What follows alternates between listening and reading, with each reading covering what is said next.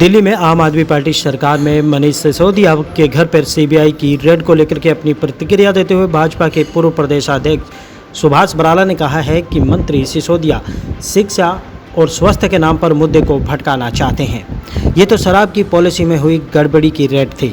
17 तारीख को हुए नगर परिषद के चुनाव में जीते हुए प्रत्याशी नीरू सैनी और पार्षद उनका धन्यवाद करने के लिए आए थे, जिसके बाद उन्होंने पत्रकारों से बातचीत करते हुए ये बात कही।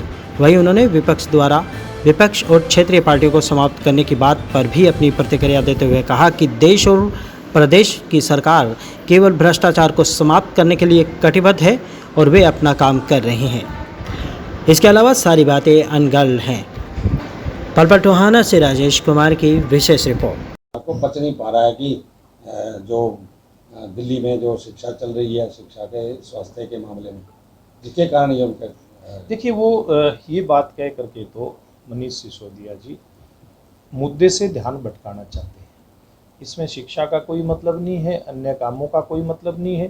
केवल जो वहाँ की शराब पॉलिसी जो बनाई गई थी दिल्ली राज्य में और जिस प्रकार से ठेके दिए गए थे, ये छापे केवल उसी मामले में है और निश्चित रूप से उसी के ऊपर कार्रवाई सीबीआई करेगी। सीबीआई का ये मतलब नहीं है कि वहाँ शिक्षा कैसी चल रही है कैसी नहीं चल रही, ये सरकार का काम है अच्छी शिक्षा देने का।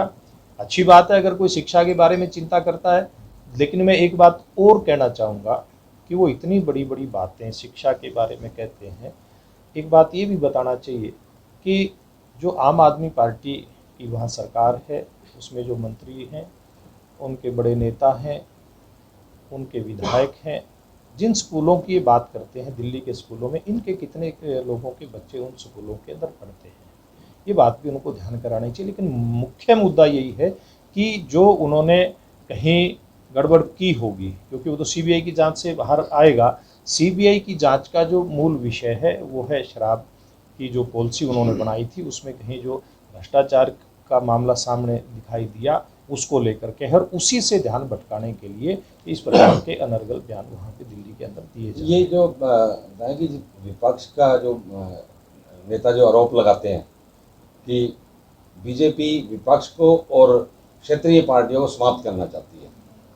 देखिए ये तो आरोप लगाने के लिए कई बार आरोप लगाए जाते हैं। मैं आपके माध्यम से जनता से भी और आपसे भी एक सवाल पूछता हूँ, क्या केंद्र सरकार की और हरियाणा सरकार की जिम्मेवारी नहीं है कि वो जहां भ्रष्टाचार दिखाई देता उसको रोके? अगर जिम्मेवारी है, जनता ने दी है, नरेंद्र मोदी जी को दी, हरियाणा में मुख्यमंत्री मनोहर लाल जी को दी है, तो निश्चित रूप से जहां कहीं भी भ्रष्टाचार दिखाई देगा उसको रोकने की जिम्मेवारी जो जनता ने दी है वो निभानी है और निभा हमारी दोनों सरकारें इस बात को बहुत अच्छे तरीके से रही हैं।